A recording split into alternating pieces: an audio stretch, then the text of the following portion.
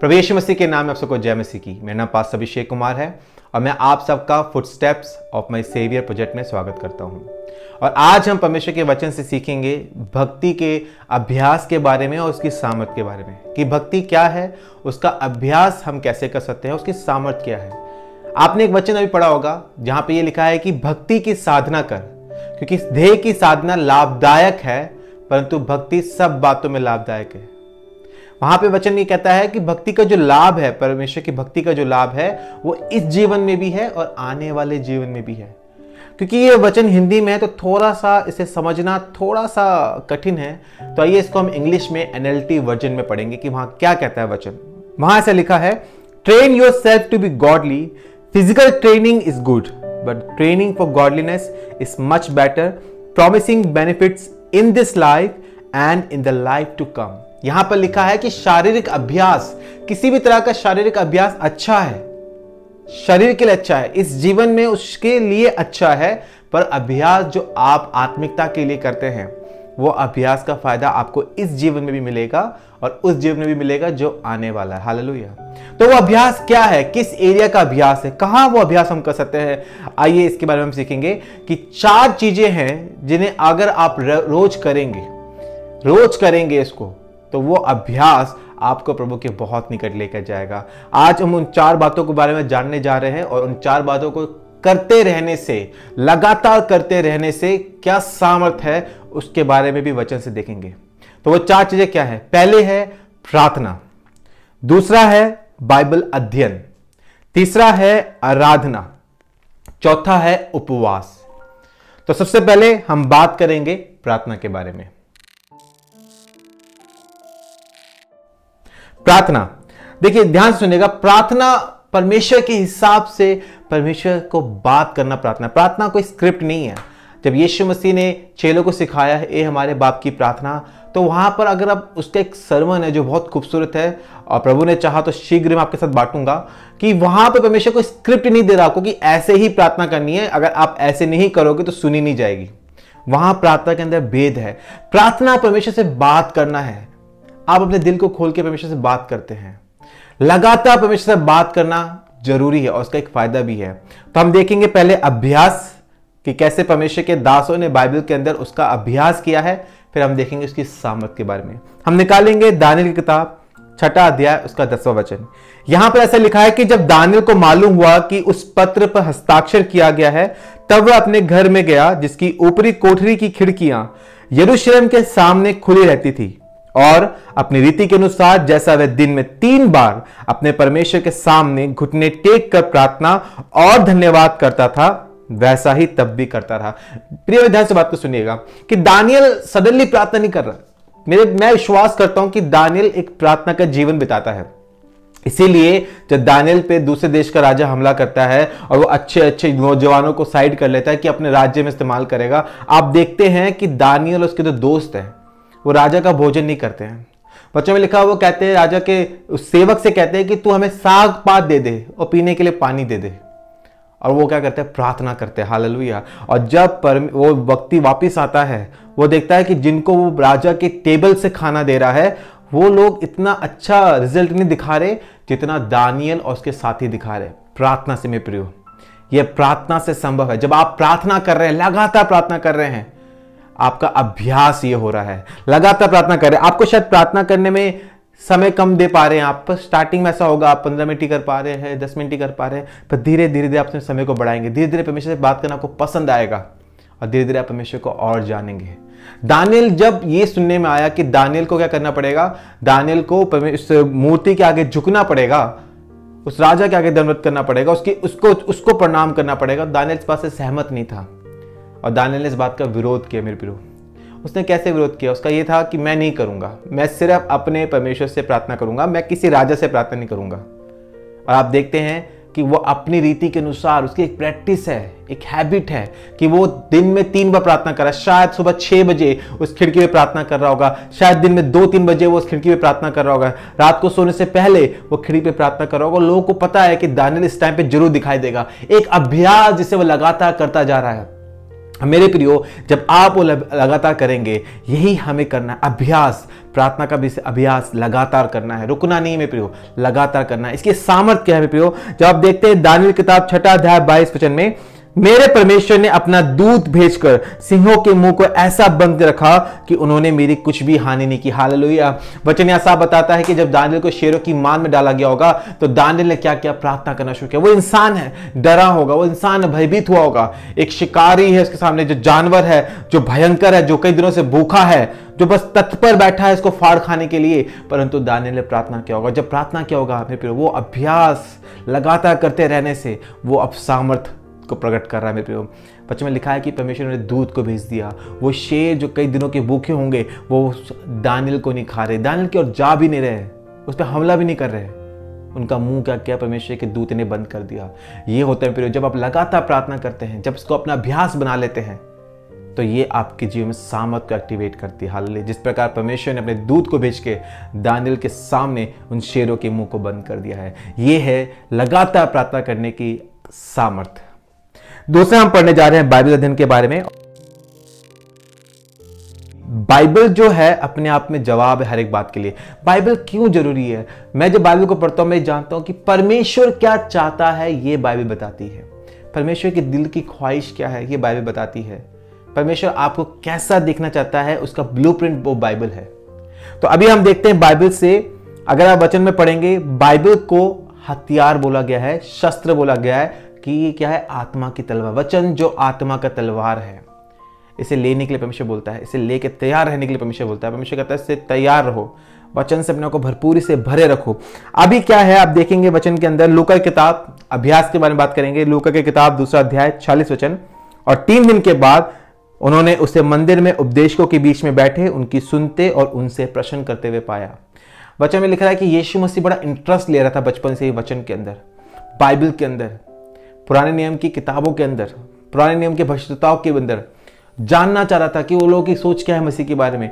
Interest Bible को लेके, पढ़ते रहना, उसको बाइबल के लिए समय निकालना, परमेश्वर का वचन अपने चित्त में बसाना, अपने मनों में बसाना। जब आप लगातार इसका अभ्यास करते, इवन आप बाइबल की समझ नहीं रखते हो, आपको नहीं मालूम परमेश्वर का वचन क्या कह रहा है, पर लगातार उसको पढ़ते रहना, लगातार उसको पढ़ते रहना अपने आप में आशीष में प्रियो। ये पढ़ते रहना जरूरी है। इसलिए नहीं पढ़ना कि पास्टर ने बोला, इसलिए नहीं बोलना पढ़ना कि कंपटीशन है, इसलिए पढ़ना क्योंकि मुझे परमेश्वर से बहुत प्रेम है। और जब आप लगातार बाइबल को पढ़ते हैं, हम इसकी सामर्थ के बारे में पता करेंगे। जब आप पढ़ेंगे लूका की किताब 4 अध्याय के अंदर और मत्ती किताब के अंदर भी यह घटना पाई जाती है कि शैतान यीशु मसीह की परीक्षा लेने आता है। हालेलुया। और वो यीशु मसीह क्या करता है? वचन से ही बात करने की कोशिश करता है, पर वचन को तोड़ मरोड़ के पेश करता है ताकि यीशु मसीह कहीं ना कहीं फंसे। पर फिर वचन में क्या लिखा है? यीशु मसीह उसको वचन से जवाब देते हैं। 3 परीक्षाओं का वर्णन है और मैं विश्वास करता हूं कि 3 से कहीं ज्यादा परीक्षा ली गई होंगी। 40 दिन वो वहां पर है, लगातार शैतान कुछ ना कुछ अटेम्प्ट कर रहा होगा, परंतु प्रभु यीशु मसीह ने दिखाया कि वचन से कैसे शैतान को जवाब दिया। और आप आखिरी में देखते हैं कि शैतान क्या होगा? यीशु मसीह के पास से चला गया। ये वचन में एक जगह लिखा है कि शैतान का सामना करो तो वो तुम्हारे सामने से भाग निकलेगा। और आप शैतान का सामना वचन से कर सकते हैं मेरे प्रियो। वचन जरूरी है आपकी लाइफ के अंदर। शैतान आपके आगे टिक नहीं पाएगा अगर आप उससे वचन से बात करेंगे। यीशु मसीह शैतान से हर जगह वचन से बात की, बोला यीशु मसीह ने कि लिखा है, वचन में लिखा है। हालेलुया। और शैतान उसके सामने टिक नहीं पाया। ये है वचन को पढ़ते रहने की सामर्थ, वचन को याद करने की सामर्थ, वचन के अध्ययन करने की सामर्थ। ये वो सामर्थ है कि शैतान आपके आगे टिक नहीं सकता। हालेलुया। हम बात करेंगे अब तीसरे टॉपिक के बारे में, वो है आराधना। अब देखते हैं आराधना के बारे में। आराधना जो बहुत ही जरूरी है, क्योंकि आराधना आपको परमेश्वर के बारे में बताने में वो करती है। आप महसूस करते हो, आप आराधना में इसको बोलते हो। हालेलुया। ये एक तरीके से आप कन्फेस करते हो परमेश्वर के बारे में। आराधना आपको हेल्प करती है कन्फेस करने में कि परमेश्वर कौन है, परमेश्वर को क्या पसंद है, परमेश्वर के दिल की ख्वाहिश क्या है, परमेश्वर के बारे में सब कुछ आप आराधना में बोलते हैं कि वो राजाओं का राजा है, वो प्रभुओं का प्रभु है। आप उस सत्य को एक्सेप्ट करते हैं, उसे कन्फेस करते हैं। परमेश्वर ऑलरेडी वो है। अभी हम वचन में देखेंगे 1 शमूएल 16 अध्याय 18 वचन के अंदर कि तब एक जवान ने उत्तर दिए कि कहा, सुन, मैंने बैतलहम यिशै के एक पुत्र को देखा है जो वीणा बजाना जानता है। मेरे प्रिय, मैं विश्वास करता हूं कि दाऊद जब छोटा था, जब दाऊद को बोल दिया गया उसके पिता के द्वारा कि तू जाएगा, भेड़ों को चराएगा, बकरियों को चराएगा और फिर तू उनको लेके घर आ जाएगा, इससे ज्यादा मकसद तेरे लिए कुछ नहीं है। दाऊद ने क्या होगा, दाऊद एक वीणा लेके गया होगा, वो वहां बैठा है, वो बजा रहा है, उसको भेड़ बकरियां चर रही है। दाऊद गोफन भी लेके गया होगा कि वो अपने खाली समय, भाई मेरे भेड़ों को, मेरे बकरियों को कोई जानवर लेके जाएगा तो मैं गोफन से उसको भगा दूंगा। दाऊद अभ्यास कर रहा है, यही अभ्यास आगे उसके काम आया, यही गोफन चलाने का अभ्यास उसके काम आया, वही वीणा चलाना भी, बजाना भी उसके काम आया। बच्चों में लिखा है कि मैं विश्वास करता हूं इस बात को, जब भजन संहिता को पढ़ते हैं आप महसूस करेंगे कि दाऊद ने समय बिताया है आराधना के अंदर, उसने वीणा बजाने में समय बिताया है, परमेश्वर की आराधना में समय बिताया है, इसलिए परमेश्वर ने अपने बारे में उसको प्रकट किया है कि यहोवा चरवाहा तेरा, हालेलुया, और कोई घटी तुझे ना होगी। आप देखते हैं यहां पर कि जब सामर्थ के बारे में हम पढ़ेंगे कि जब परमेश्वर की ओर से एक दुष्ट आत्मा शाऊल को सताने के लिए आती है, तो वचन में लिखा है कि जब जब परमेश्वर की ओर से वह आत्मा शाऊल पर चढ़ता था, तब तक दाऊद वीणा लेकर बजाता और शाऊल चैन पाकर अच्छा हो जाता था, वह दुष्ट आत्मा उसमें से हट जाता था। पहला शमूएल 16 अध्याय का 23 वचन, कि जब भी परमेश्वर का दास आप लगातार आराधना करते हैं, आराधना परमेश्वर के लिए ये नहीं है कि आपको, मैं ये कंपैरिजन नहीं कर रहा, बहुत से ऐसे हैं जो बहुत ही खूबसूरत तरीके से गा सकते हैं, बहुत ही अच्छा म्यूजिक बजा सकते हैं और बहुत ही अच्छे सॉन्ग लिख सकते हैं, पर परमेश्वर आराधना का मतलब ये भी है कि आपको गाना आता हो या ना आता हो, आपको सुर आते हो या ना आते हो, आपको इंस्ट्रूमेंट बजाना आता हो या ना आता हो, आप बस कन्फेस कर रहे हैं कि परमेश्वर कौन है और आप उसे बहुत प्रेम करते हैं, ये आराधना है। आप महसूस करते हो कि परमेश्वर कौन है, वो राजाओं का राजा, प्रभु का प्रभु, वो आदि है, वो अंत है, वो अल्फा, वो ओमेगा। आप इसको जब महसूस करते हैं, आप परमेश्वर की आराधना कर रहे हैं और आप आनंदित हो रहे हो कि मेरा परमेश्वर कितना महान है, मेरा परमेश्वर कितना पावन है, मेरा परमेश्वर कितना पवित्र है, कितना सामर्थी है। और इसी बात को जब आप महसूस करते हो, ये अपने आप में आराधना है मेरे प्रियो। आप उसे गीतों के माध्यम से कन्फेस कर सकते हैं, आप उसे बोल के कन्फेस कर सकते हैं, ये आराधना है मेरे प्रियो। और इसकी सामर्थ क्या है, इसकी सामर्थ आप देख पा रहे हैं कि वो आराधना के सामने दुष्ट आत्माएं टिक नहीं सकती, उस आराधना के सामने आपके हालात टिक नहीं सकते हैं।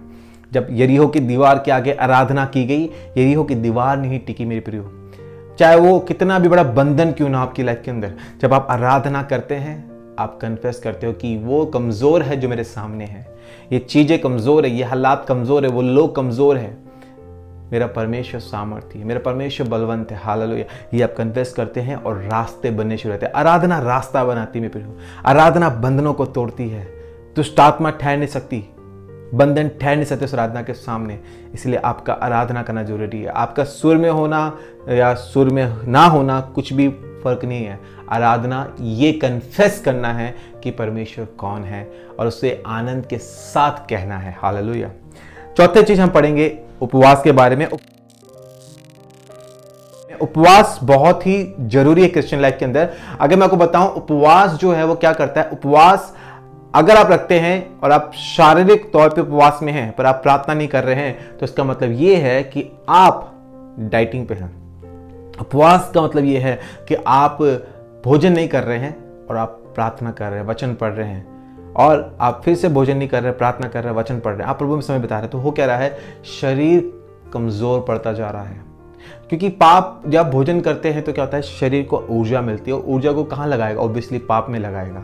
जब आप उपवास में जाते हैं तो एक्चुअली में साइंटिफिकली है कि जब आप फास्टिंग करते हैं आप ज़्यादा फोकस हो सकते हो, ज़्यादा फोकस रख सकते हो आप, क्योंकि आपका जो बाकी जो डिज़ायर्स है वो सब रुक गई है।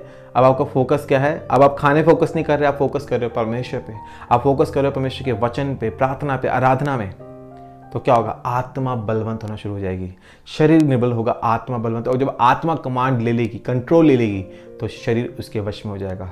तब आपके लिए पवित्र जीना आसान होगा, परमेश्वर को प्रसन्न करना आसान होगा। वचन में आप देखेंगे निर्गमन की किताब 34 अध्याय 28 वचन, एक अभ्यास है कि मूसा जो है परमेश्वर का समय बिताता है, बीच बीच में समय बिताता है। यहाँ लिखा है, मूसा तो वहां यहोवा के संग 40 दिन और रात रहा, और तब तक ना तो उसने रोटी खाई और ना पानी पिया, और उसने उन तख्तियों पर वाचा के वचन अर्थात 10 आज्ञाओं को लिख दिया। मूसा परमेश्वर समय बिता रहा है, परमेश्वर की प्रेजेंस में है 40 दिन तक, और उपवास में, हालेलुया। और इसके सामर्थ हम देखते हैं निर्गमन की किताब 34 अध्याय उसका 29 वचन में लिखा है, जब मूसा साक्षी की दोनों तख्तियां हाथ में लिए हुए सीने पर्वत से उतरा आता था, तब यहोवा के साथ बातें करने के कारण उसके चेहरे से किरणें निकल रही थी, परंतु वह ये नहीं जानता था कि उसके चेहरे से किरणें निकल रही है। हालेलुया। देखिए, वो परमेश्वर के प्रेजेंस में था, उपवास में था, और जब वो उतरा तो क्या हुआ, उसके चेहरे पर नूर था, उसके चेहरे पर रौनक थी, परमेश्वर की झलक थी उसके चेहरे पे, परमेश्वर की सामर्थ्य थी, परमेश्वर की जो किरणें थी शरीर की, वो किरणें उसके चेहरे पे थी। हालेलुया। ये होता है जब उपवास करते हैं, आप परमेश्वर की प्रेजेंस को लेके चलते हैं। उपवास आपको बलवंत बनाती है, उपवास आपको अलग बनाती है। जो आप चढ़े थे वो नहीं हो, आप जो उतरे हो वो नया है। हालेलुया। जब यीशु मसीह ने उपवास रखा, तो उपवास में क्या वचन में लिखा है कि स्वर्गदूत उतर आए, स्वर्गदूत आए, उसकी सेवा टहल करने लग गए। हालेलुया। क्योंकि वो परिवर्तित हो चुका है। उपवास आपको बदल देता है मेरे प्रियो, उपवास आपको नया बनाता है। उपवास आपकी मदद करता है पवित्र होने में, उपवास आपकी मदद करता है परमेश्वर के अनुसार चलने में। बहुत सारे कारणों से आप उपवास रख सकते हैं, पर उपवास का मेन कारण यह है कि परमेश्वर की प्रेजेंस में रहना, परमेश्वर की पवित्रता का खोजी होना, अपने पापों से मन फिराना, परमेश्वर को प्रेजेंट करना। हालेलुया। ये 4 चीजें जो हमने बताई, अगर उसका लगातार अभ्यास करेंगे तो एक सामर्थ्य जीवन को आप देखेंगे, अपने जीवन में सामर्थ्य को देखेंगे। हर मोड़ पे, हर कोने पे, हर एक फेज में, हर एक टाइम में आपके जीवन में परमेश्वर की सामर्थ काम कर रही है। हालेलुया। पर ध्यान से सुनेगा, ये चारों को सही तरीके से करना बहुत जरूरी है। अगर मैं एग्जांपल लूँ, आप जिम जाते हैं तो जिम में जब आप एक्सरसाइज करते हैं तो ट्रेनिंग का एक तरीका होता है, हर एक एक्सरसाइज का एक तरीका होता है, उसी तरीके से उसको करना बहुत जरूरी है। अगर आप उसे गलत तरीके से करेंगे तो आपको रिजल्ट दिखाई नहीं देंगे, वो सारा फोर्स कहीं और जा रहा होगा। जहां आपको फोर्स लगाना है, जहां पे वो इम्पैक्ट डालना है, वहीं पे फोर्स लगना है। अगर आप चाहते हैं, आप प्रार्थना तो कर रहे हैं, आप बाइबल अध्ययन तो कर रहे हैं, आप आराधना कर रहे हैं, उपवास रख रहे हैं, पर अगर आप इसे सही तरीके से नहीं करेंगे तो आप उस सामर्थ्य को कभी नहीं पाएंगे। तो सही तरीका क्या है मेरे प्रियो? अगर आप पढ़ते हैं मत्ती किताब 6 अध्याय, परमेश्वर साफ साफ कह रहा है कि मनुष्य को दिखाने के लिए कुछ नहीं करना। हालेलुया। जो करना है परमेश्वर के लिए करना है। फिर परमेश्वर बात करता है फरीसियों के बारे में। फरीसी जो प्रार्थना करते हैं तो जानबूझ के ऐसे प्रार्थना करते हैं कि लोग देखे, सड़क की मोड़ पे खड़े होके, कोनों में खड़े होके।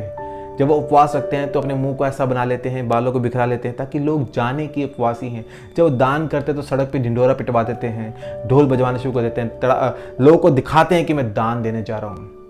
जब आप आराधना करते हो, वचन में लिखा है, प्रभु करेक्शन कर रहा है कि कहता है वो ऐसे आराधक नहीं ढूंढता जो सिर्फ गीत गा रहे हैं, जो सिर्फ बजा रहे हैं, पुलपिट पे खड़े होकर आराधना कर रहे हैं। नहीं, परमेश्वर कहता है कि वह ऐसे आराधक को ढूंढता है जो आत्मा और सच्चाई से उसकी आराधना करे। जो आत्मा और सच्चाई से आराधना करेगा वो सामर्थ्य होगा। जो परमेश्वर से प्रेम करके प्रार्थना करेगा उसे सामर्थ्य मिलेगी। जो उपवास करेगा कि मैं प्रभु के और करीब जानना चाहता हूँ, परमेश्वर को और समझना चाहता हूँ, वो सामर्थ्य पाएगा।